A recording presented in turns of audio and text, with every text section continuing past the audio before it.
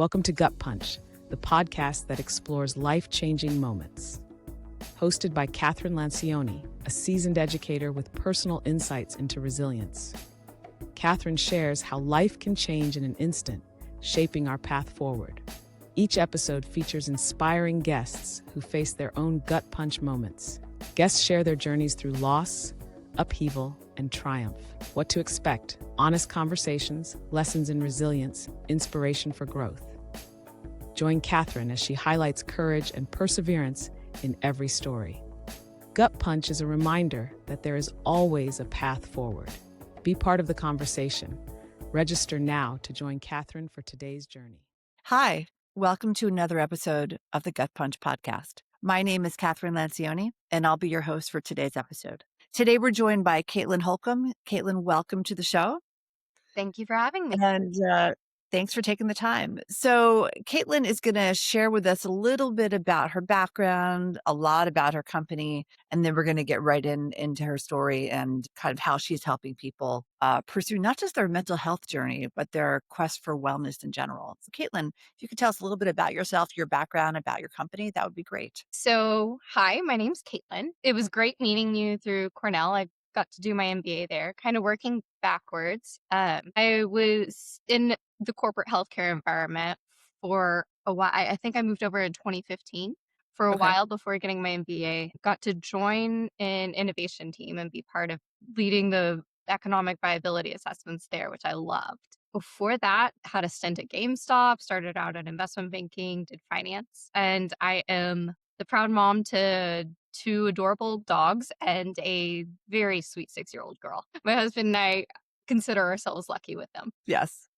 I love that age of both the dogs and the children. So why don't you, so you and I, we were fortunate to meet through the Cornell connection. And, you and I, when we first met, I was so excited about what you're doing.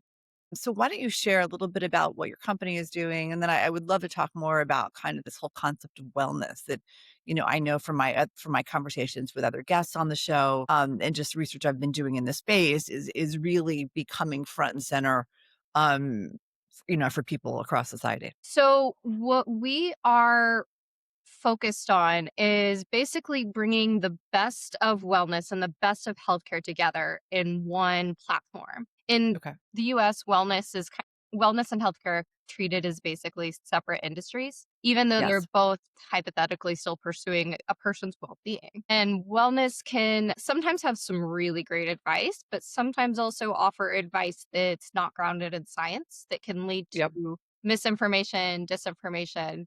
There's a whole Netflix docuseries called Apple Cider Vinegar where, for example, maybe in wellness, you see a trend that you should start doing coffee colonics. No, don't do that. That's going to wreck your GI system. On the healthcare side, it does have that great grounding in science, and we've made medical advancements that would boggle previous generations' minds, but it's so friction heavy and so not consumer centric that's why we want to take the consumer centricity of wellness and the ease of that and the science of healthcare and bring them together for folks. Well, I love that. I love the name of the company, the Wellmate, because it's kind of like, I love that because it's like, you obviously have the wellness connection in there, but it's the mate, it's your buddy. It's like that assistant, if I'm right, on this whole like wellness journey that we pursue. Yeah, you're exactly right. That assistant that the average American spends 2.5 work weeks a year, which is most people's vacation time, just simply navigating the healthcare system. And the Wellmate is it like, if we do this right, that number is going to decrease dramatically. It's going to be so much easier for so many more. Well, and I find too that, the challenge that happens when it comes to personal health or mental health is, as you kind of touched on already, there are all these trends, right? I mean, there are always trends of this and that and eat this.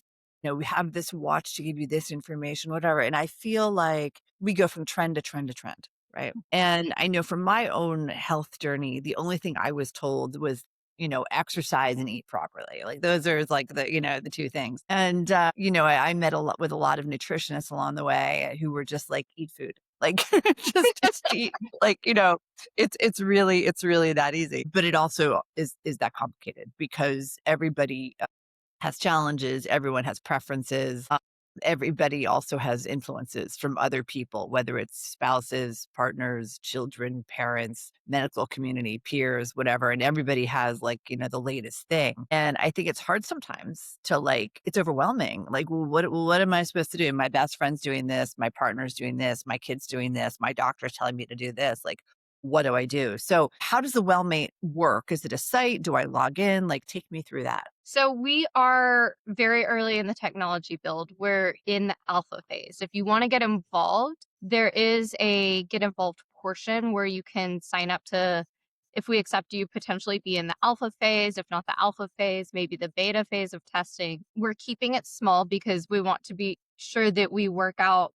I mean, the whole point of the testing is to see what breaks, and it's to try to break Yeah, of course. things so Yep. that you can keep making it better and keep making it stronger. But yeah, basically, I mean, just like you said, it's not only is it, okay, you're given this litany of things to go do. Like, you should be doing squats in between meetings. You should be eating right. Well, what is eating right? All the different things. It Right. also, what may work for you or your partner or whoever may not be the same as what works for you. Correct. So what we are doing is we are anonymous by default because we don't want people's personal information. There are enough bad actors out there that we know we wouldn't do anything bad with it. We can't help if somebody else doesn't.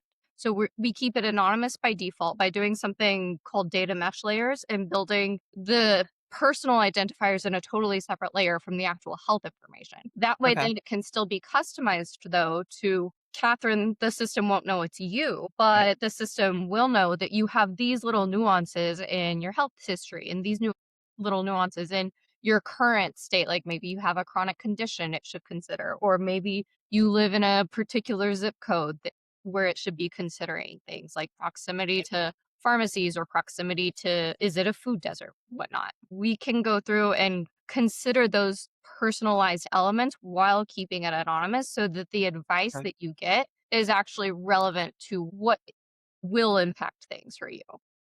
Okay. The other element of it is that, okay, I can eat right and work out, but why? Why? What would be my motivator to go do the things I'm supposed to do in the wellness space, go engage with the primary care physician and whoever I should engage with in the healthcare space? For Right. me, for example, both of my parents have osteoporosis. And I'm watching them have trouble climbing stairs right now, have trouble keeping up Yeah. with their granddaughter. And I'm looking at that going, okay, I'm probably at a heightened risk. I don't want to have Right. issues with this stuff when I'm in my 70s. What can I do now? So maybe my goal is more of a longevity centric goal. And Right. then I can get advice tailored to me, tailored to the fact that I'm at a higher risk for osteoporosis. And maybe part of that guidance includes not just go exercise, but specific weight training. And hey, guess what? This is the cool part of our platform. Are you interested in connecting with a personal trainer that can teach you some of these things? Or in my case, I had a shoulder injury happen. We can connect you to a physical therapist that's almost blue check mark, you can think of, verified with the Wellmate ecosystem, and that we know that they will provide quality care and they meet your preferences on geography, etc., and can teach you things about how to build this strength to make sure that you're at a decreased risk for osteoporosis later on. Oh, that's very cool. That's very cool. So I have to ask you, so why did you start the Wellmate? What was your inspiration? So my gut punch, so to speak, or my Yeah. aha moment was more of a positive Okay. that in that back when I was on the innovation team, I saw us working on really cool things that had the potential to change the landscape of healthcare as we know it. And Yep. I watched them get sunset because the way entrenched revenue models work in the current healthcare economics, it didn't make sense. So in other words, there wasn't enough. So I know like orphan drugs, right? Like sometimes I know that, orphan drugs never go to market because the demand for them isn't as strong. Or the revenue potential for them because of whatever isn't as great. So, the research doesn't really happen or the stuff never gets approved. And I know that there are things in Europe, for example, that are approved that we don't have here, right? That kind of thing. So in this case, why were these things not ever going to see market? Just because the demand wasn't that strong, or was the complexity of it? Would have made lives easier for patients Okay. significantly. But Yep. in the healthcare market, it's more of a tri-sided market where you've got healthcare payers or insurance companies, health systems, Right. and the patients. And everything tends to be designed for either the healthcare payers or the health systems because that's where it's assumed the money comes from. Right. The wellness market isn't like that. It's more provider or wellness solution direct Yep. to consumer. That's why we're Yep. positioning primarily in the wellness market and doing something that's probably a little bit crazy, and that by bringing together the best of wellness and healthcare, we're focusing specifically on designing for the consumer and the provider. And then that's it. So the inspiration came from the excitement that you saw of projects that could get to market. They're probably never going to get to market. And how are you going to bring these innovations to the Wellmate platform? Are you partnering with companies, physicians? Like, how's that all going to work? So what's really cool is, and it's been an interesting journey along the way. I pursued my Cornell MBA specifically to get some of it ironed out. And the whole journey of an entrepreneur is kind of like chewing glass while staring into the abyss, I've heard someone say, and I Yes. say that's fairly accurate. Yeah. But we when I first started, I quit my job in right after my MBA, basically. Where we are today has totally changed. And part of that is because the technology has totally changed in the past Okay. 3 years. I mean, Wow. what generative AI was capable of back in 2022 versus what it's capable of now, and in an agentic sense where it can go do things for you, Yeah. is a night and day difference. Yes. So, Yeah. And it's only changing. It's changing every day. Like, everything is changing so quickly these exactly. days. Yeah. So we're leveraging what's happening today, but also trying to stay nimble enough in how we build to keep Yep. up with that pace of change, and leverage the best parts of it for really creating that frictionless experience and frictionless connections. The Okay. human connections are the key between our consumers and our providers. So what's your vision for Wellmate? What do you hope it will be? We are hoping to really build a community where we're using technology to bet on people. And we want it to be a system where, our AI agent is named Sage. So Sage Right. can equip you with the knowledge and also then the tools for tapping into our care provider ecosystem to really pursue what you want for your well-being. So the whole point of whole person health, which is what we're centered around, is that Okay. it's not it's not just the care that you receive inside the four walls of a doctor's office, which really only determines about 20% of your health. That was Yeah. a big aha moment learning that for me in the healthcare space. But it's about what happens outside of those four walls. It's about nutrition, it's about functional movement, it's about your mental health. It's about so many other factors beyond just this small 20% that seems to suck in about 80% of our time and our money and our energy. Well, I think that, I mean, just from being a, consumer, and going through crazy health experience, I think the challenge is that, and we've talked about this in past episodes, is that people believe that when you go to the doctor's office, and I think this happens very, very much with the GP or the internist, people believe that that doctor knows everything, and that you never question your doctor, right? It's like, when you're in school and you have a professor who's teaching a class, like, rarely does anyone question that professor because they believe that professor of teaching that class knows their subject material. And we believe that the doctor who is treating us knows everything. And the challenge is that it's impossible for someone to know everything. And doctors know what they're schooled on. But in terms of innovation and cutting edge techniques, we as a consumer, because that's what you are when you go to a doctor and sit in their office, You don't know what they, if they're up on the latest training. You have no idea if they're up on the latest innovation. And I think that's part of the problem. So you spend that 20% in there, but as you're saying, it's like 80% or 90% of the intelligence that most people have comes from that 20%. And that can be a huge challenge. And And I know from my own health experience that there's the importance of asking questions yep, is absolutely key. asking the right questions. And I love that you position it as asking questions, because we know that there are instances where people will go through and take a ChatGPT diagnosis in for their inpatient person who they are caregiving for and use that to overrule the doctor. That's not what Yeah. we're about at Wellmate. We are using, because we know that that exists. And that's why and that people are doing that with Yeah. bad information that can come from some of the LLMs out there. But that's Yeah. part of why it's so important to build it right. We've grounded it in clinical research and medical information, population health data. And the whole point, to your point, is positioning it as a curiosity, as a question, so that you are collaboratively with your care provider, designing a care plan that works best for you, rather than an animosity that can be created if you just take in a printout of something you got off the internet. Yeah, and I think, part of this too, and again, I've, found this in my own experiences, is that um just tell it as a story. So I had this experience where I went in to see a cardiologist, and he said, "Tell me why you're here." And I looked at him and I said, "Did you read my chart?" Yeah, that's a little surprising. And he said, "No, maybe I should." And I said, "Yes." And he goes, "Give me 10 minutes." So he came back in, he went out and he's a highly ranked doctor.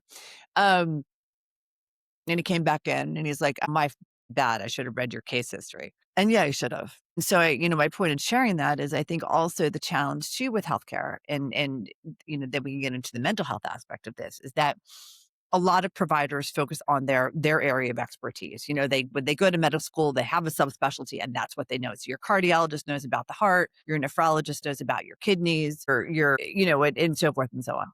And the system is getting better about cross integration and making medical records available, blah, blah, blah, blah, through things like my chart, but it's still a massive problem. And so then you going into the cardiologist or the nephrologist or whomever, hematologist, assume, and it's not incorrect, we assume that that doctor knows our whole medical history. And the reality is most of them don't. And so there's also this challenge of the reliance is on the patient to have to update or do what I did and ask the simple question, did you read my chart?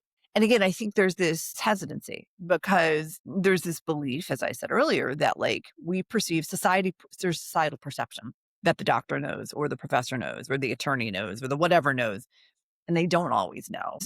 But something else I also experienced was the importance of second and third opinions. And, if you just put your faith in the one doctor, your medical outcomes may not be what you want them to be. And I know through my own health experience, there was one very particular situation that had I not kept asking for different opinions and had I not kept asking for different doctors, my outcome would have been drastically different than it was in terms of quality of life after. And it was only because I kept asking questions of different doctors, different specialists for this one challenge that someone's like, well, there's someone doing research at such and such who might have and when the guy is doing research at such and such, it means that they're looking into new innovation. And I learned that's a really important doctor to find out what their name is. And that's a really important doctor to go and meet with. And if you don't like their approach, then you don't have to go with it. But there's the importance of knowledge when it comes to physical health, mental health, and wellness. Patient knowledge is so incredibly important. Absolutely.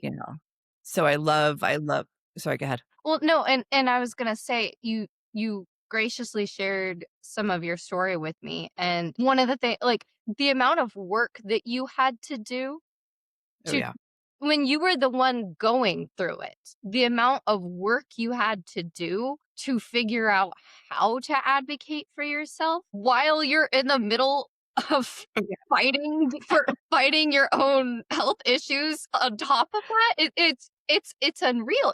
It shouldn't be that hard. It shouldn't. No, it shouldn't be. And the other part of it, and this kind of goes to kind of like why these conversations on the show are so important, and in the whole mental health thing, is like when you're in something like I went through and you're in the thick of it, you're just trying to get through it, right? Exactly. And I don't care if it's digging deep, resilience, patience, I don't know what it is. It's just, there's no definition for what it is. It is just, trying to climb up a very steep mountain when rain and ice and snow without, in your bare feet. Like, it is like the hardest fight of your life. And you get through it. You don't know how, most times you get through it, right? You're really sure how you get through it, but you get through it. And it shouldn't be that way. No. But it is. And, I would do things like bring my discharge papers from XYZ hospital with me to the doctor. And have you looked at my chart? No. Okay, well, here are my discharge papers. This is the most up-to-date medical information about what I went through. And it shouldn't be that way. But what I learned is if doctors are not on the same platform, so again, I'll go back to my chart because that's the one that the doctors I work with use for the most part. If they're on my chart, then they have access, right, to the common information. But if they're not, then they don't. Well, And what they need is my chart within the same health system. that's They right. can both be on Epic, but if they're not the same health system. That's right. Yeah. So Go ahead. as the patient, the client, you are a client really, as a patient, you've got to ask that question. You have to, I think part of what I love about what you're doing is this, you're empowering the patient. And I think that's so incredibly important because, there's that saying, knowledge is power. But in the case of personal health, mental health, wellness, it's not just power. It's all about your outcomes. It's all about your survival. It's all about like, how are you going to live your life once you get through this medical challenge that you faced, because everything, not everything, what I went through doesn't have a treatment protocol, but like things that are, we'll say health challenges, heart disease, some forms of cancer, lung disease, whatever, they have a case history of medical treatments, right? Protocols. But despite that, it's still an individual journey. And we are all individual humans who all come into a medical situation with problems. And so empowering the patient to work with the doctor to put together a treatment plan that's best for them really is key. And I think that has to be the next dimension in terms of medical treatment, mental health treatment, and with this concept of wellness, because wellness isn't just physical health, it's mental health too. And what I was going to say was, what got me through what I went through was I wanted to get back to being me. What does that mean? It was like literally that is it. Like I was very content with where I was professionally, personally, all that kind of good stuff. And then I got sick, randomly, some strange bacteria thing. And so my motivation was I just wanted to get back to the person that I was before this strange thing happened to my body. And for me, that was enough, right? Because I had worked very, very hard to become that person. But everybody's different. So what motivated me was me, but I'm not everybody.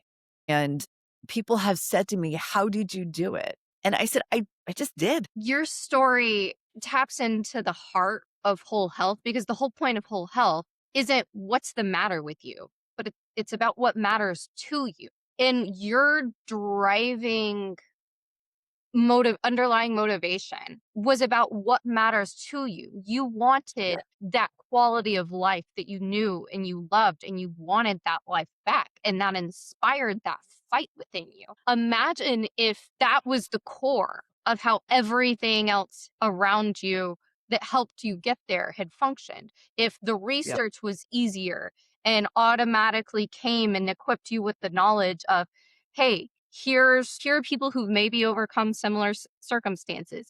Here are approaches that have been taken that might not be thought of. Hey, here's someone that you could go get a second opinion from that, to your point, is doing innovative research in this area, because that's what mattered to you, was That's that right. quality of life back. And That's right. if we could create a future that just made it easier for people who are in the middle of fighting for that, that would just improve so many lives. It would improve so many lives. It would give people positivity. Mhm. As opposed to, as I think what happens is a lot of people are laying in a hospital bed, something crazy happens to them, whether it's something like me or whether it's heart disease or cancer or whatever. And you have an uphill battle. And you know you're fighting for something, but you don't exactly know how is that something going to change from what it was before you got sick?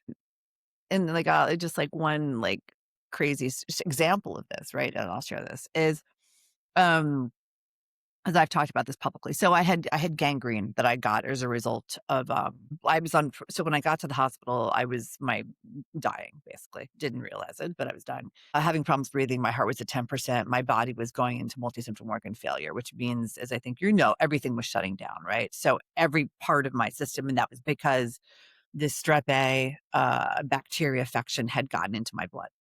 And it was just attacking everything because it's a pretty nasty infection. So the story goes, when I was in a coma, so this is all told to me through, second or third parties, but they put me on pressures and blood pressure medication, but they commonly call it pressures in the hospital. And I was on 4 or 5 of them. And what pressure medication does is it draws the blood to the organs to keep you alive. But it takes it away from, they call it the digits, but it's your hands and fingers. So at one point when I was in this coma, my hands and feet turned purple. And they thought, honestly, that they were going to have to amputate my hands and feet, which I can't even imagine. But then things got better. But my right hand, the right thumb, and I'm right-handed, the thumb, they didn't know what the outcome was going to be. They thought they were going to have to get rid of the whole thing, right? They didn't. They only had to get rid of the top of it, so above the knuckle. So anyway, so I go and I had that surgery done about a prosthetic.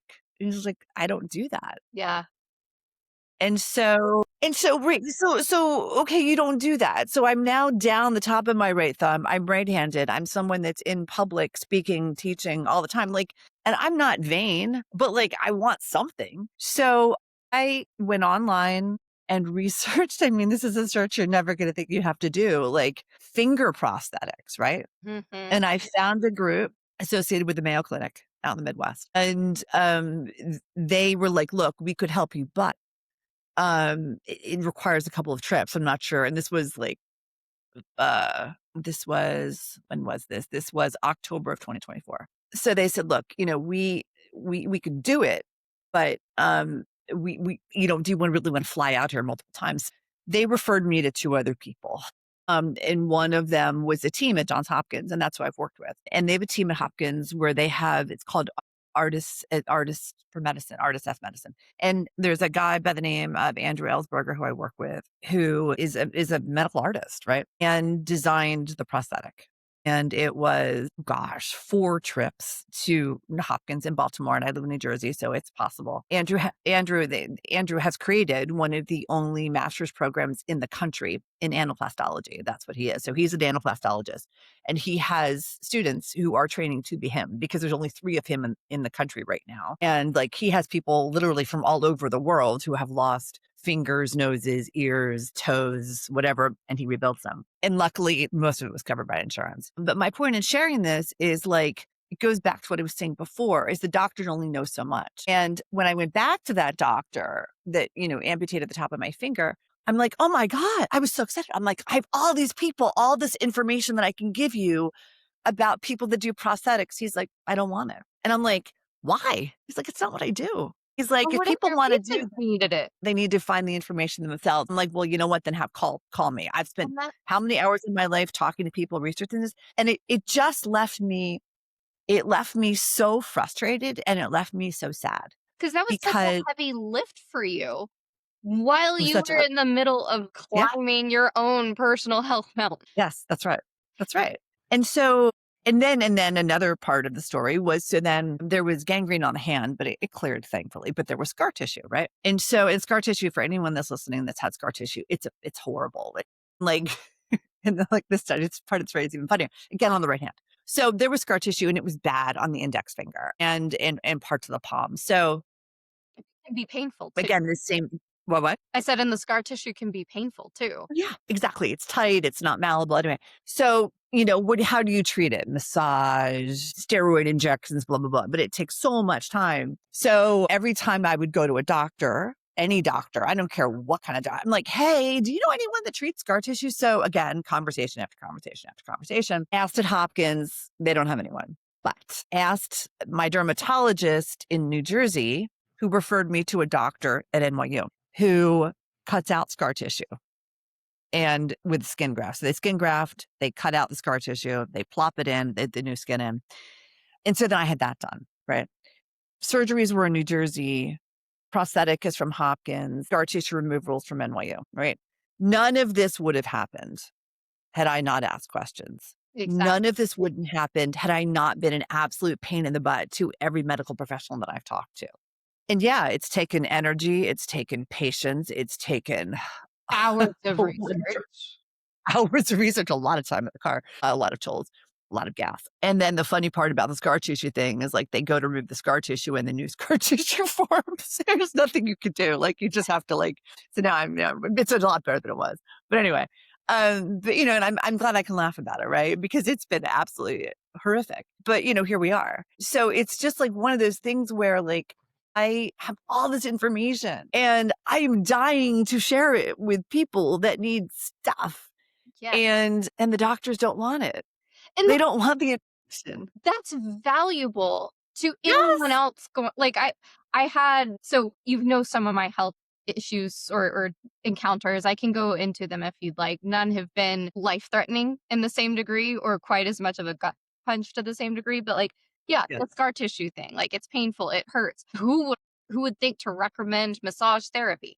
But it makes a difference. That kind of stuff is valuable to any other patient. And I don't think the doctors are fully at fault in it because there's so much.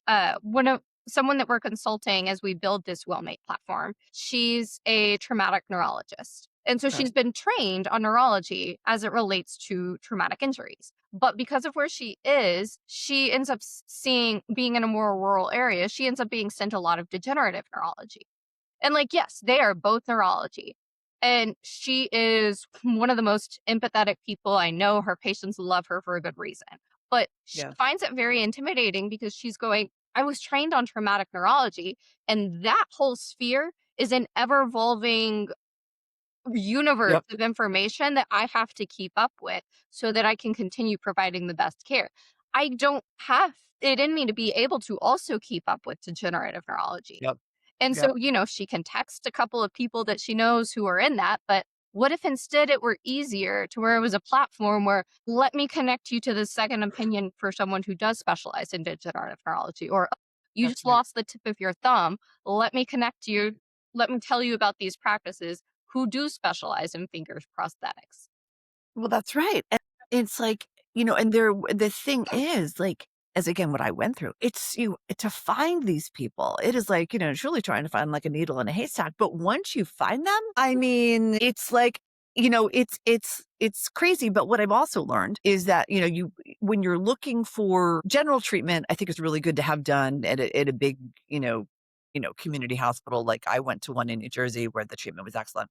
But if you need any innovation, whether it's stuff like I went through or other stuff, you have to go to the research hospitals because that's where the innovation is happening. That's where still the funding is to support the research. The local hospital, may have a great doctor who can fix your heart, but he or she is not tasked with doing research in that area. They're tasked on making you better to go home. But if you have any kind of like secondary or tertiary stuff that you need done, like I've had done and needed or wanted, I should say. And there is a difference between need and want. You have to look to those research hospitals. And that is an epiphany that I have only had because of what I went through. And, where I live, I'm very, very fortunate that I live between, New York, Boston, and DC, because between these three major areas, some of the best research hospitals in the country. And that really is, where the innovation is taking place. So what I've learned is, the reason that the guy that did the surgery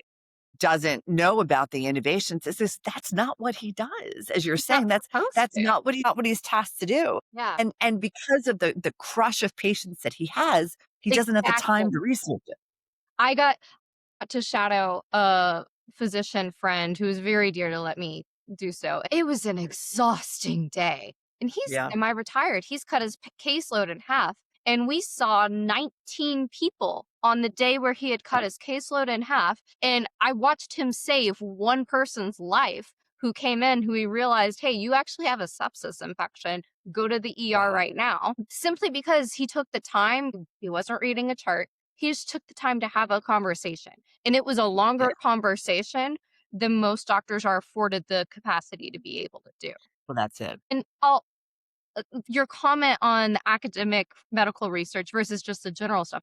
So I think I mentioned to you that I had a tonsillectomy in 2023. Yeah. So that, that time when my daughter was born to the time the tonsillectomy happened, like that was a series of things. I consider myself very blessed because I came out on the positive side of all of them. But she was born postpartum depression, but I fell through any of the screening because I never wanted to harm my daughter or myself. So it was a stint for a while of like, what on earth is going on? And we had a tornado come through, level her daycare. Thank God it was a Sunday night and no children were there. Then we had COVID happen. Then, and like through this, I also kept getting sick with all of these respiratory infections. Kind of figured, okay, well, it's because she's in daycare. And come out of COVID, I'm still getting sick. My daughter stops getting sick.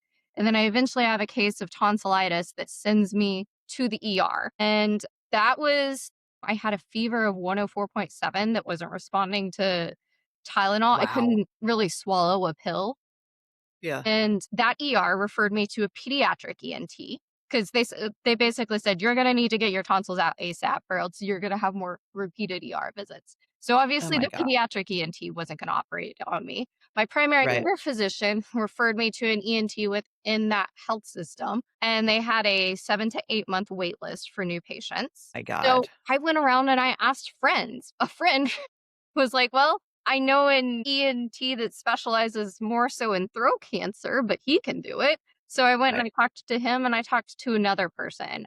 Fortunately, I eventually found an ENT to remove my tonsils. And I'd say on my pain scale of 0 to 10, the things that make the 10 are breaking my arm, giving birth, and healing from my tonsillectomy. It's apparently a lot harder as an adult, but here's the thing that was just absolutely bonkers. Day of, we show up and my ENT practice said, okay, it'll be around $1,700 of the surgery centers. Okay, that's going to be a few $100s right now, please, or else we're not taking you back. We were like, wait a minute. We already paid $1,700 for this. What are you talking about? They're like, that was for your ENT. This is for using the facility. When the average American savings is around $5,000, you cannot drop something like that on people last minute, right before they go back into surgery. Again, I consider myself blessed in so many ways. I was able to have the surgery, but afterwards, I received 31 different bills from 13 different providers that, you do the math, obviously there's a lot of conflicting bills in that. Most of the providers clearly I didn't even meet. And despite having the good employer insurance, still paid north of $15,000 after all was said and done. And the healing process, just to simply get lidocaine, which is a numbing agent that you can usually buy over the counter, but you need a prescription for the gargling form. And it feels like glass, like you're swallowing glass when you try to drink water and you're healing from a tonsillectomy without it. Yeah. But my ENT provider had no way for me to request a lidocaine prescription online. Keep in mind, I've had my tonsils removed, so I also have no voice. So I have to call in. And they would only write me 3 days of a lidocaine prescription at a time, supposedly because that's what insurance said. And insurance said, no, that's the doctor's, because lidocaine's not a controlled substance. It shouldn't matter. And it required 48 hours business days to process a prescription. So if you do the math, and they're only writing me for 3 days at a time, and they need 48 hours to process, and you have to call in by phone, you're kind of screwed. There aren't words. Yeah. There aren't words. Like the ridiculousness of that process for healing something and getting something as basic as a stupid numbing agent so that I can drink water is absurd. Yes. And you had to go through all of this just for that. It's bonkers. And I think this goes into the mental health thing. It's right. Physical recovery from a medical thing should not be a journey in mental health as well, but it No, is. it is. And I fortunately had my husband to call in and hound them about getting lidocaine for me. Yeah. What if I didn't? What That's about the right. people who don't have that? Well, and also, what about the people that are afraid to ask, they're afraid to question the doctor? I mean, I learned in the hospital, one of the best words you could have in your vocabulary is no. Yeah.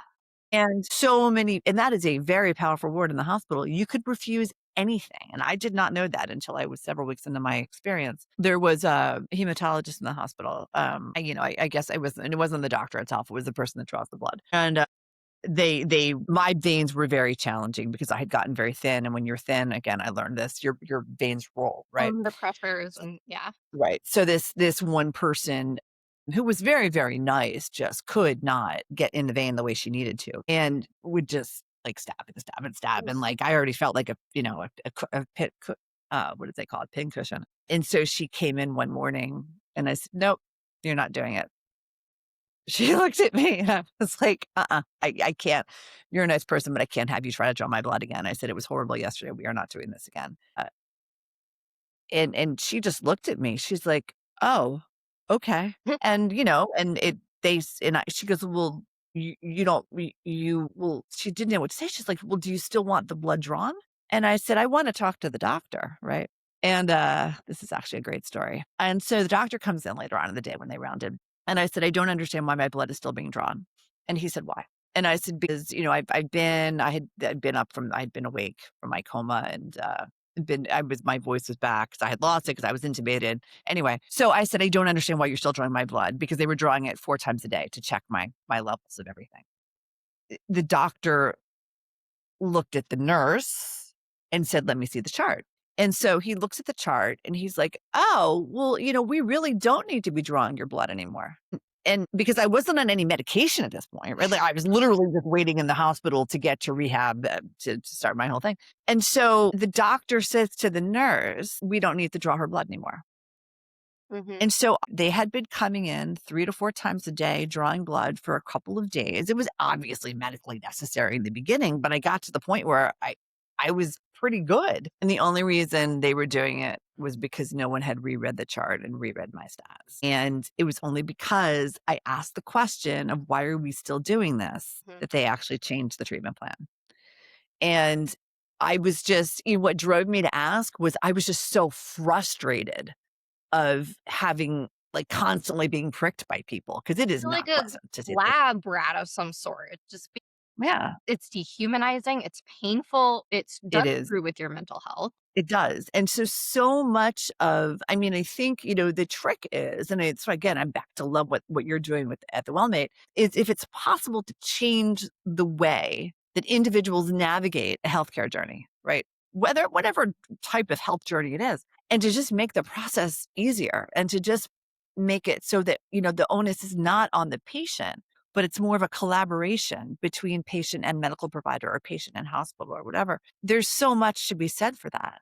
And, the needle is not going to move overnight. It's going to move slowly, but it can move if people are proactive, looking at it as it. And I think it's also important, and you touched on this earlier, like, what is your medical history? What is your family's medical history? What are things that run in your family? Like, I know I have heart disease on both sides, right? So I've always eaten a very healthy diet. I don't eat a lot of fried food, try to eat lean proteins. Yeah, I eat everything, but try to eat lean because I know that, that stuff like clogs your arteries, heart disease, kind of all that stuff. So we think people shouldn't be afraid to learn about their medical history, right?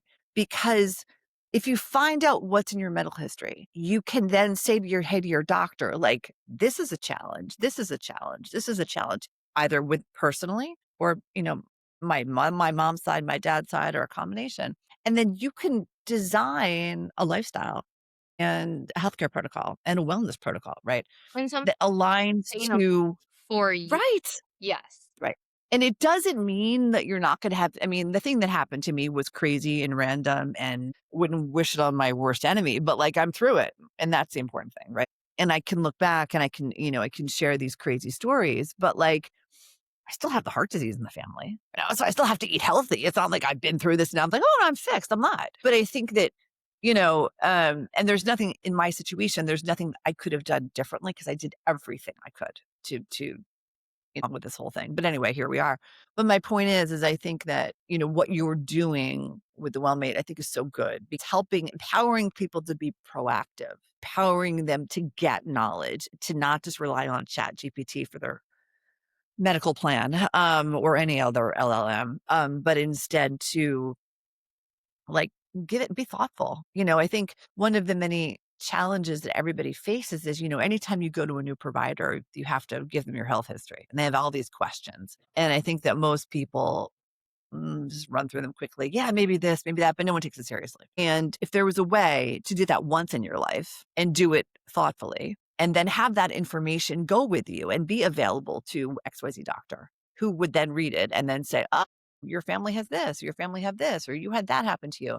Let's put together a treatment protocol that addresses the challenges that you have and the medical history that you have that's going to make you live in a better, happier, healthier way, in a way that's truly in pursuit of wellness.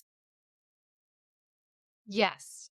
Rather than Sounds like a pipe dream, but I wish that was the reality. I really do. no, but that's the future we're building towards. And I don't think it's not just moving a mountain. It's moving a mountain range. But Yeah. I don't think it's impossible either, because we have it at our disposal knowledge and technology that we've never had before. And some people That's are right. using it to displace, but I think what ultimately will win out is where we use it to augment human capacity and human imagination, because your physician has thousands of patients. Of course they can't remember everything about you, but they can have a tool that automatically helps them zone in on those important pieces that are most relevant to you, that do matter most to you, and then uses that to enhance and expand that human connection. Not replace it, but make it Right. so much better than we could have even imagined in our current state. I love it. That's great. And I hope the future is as bright as it sounds, because that would be fabulous if it worked that way. So, Caitlin, how can people learn more about Wellmate, and how can people get in contact with you?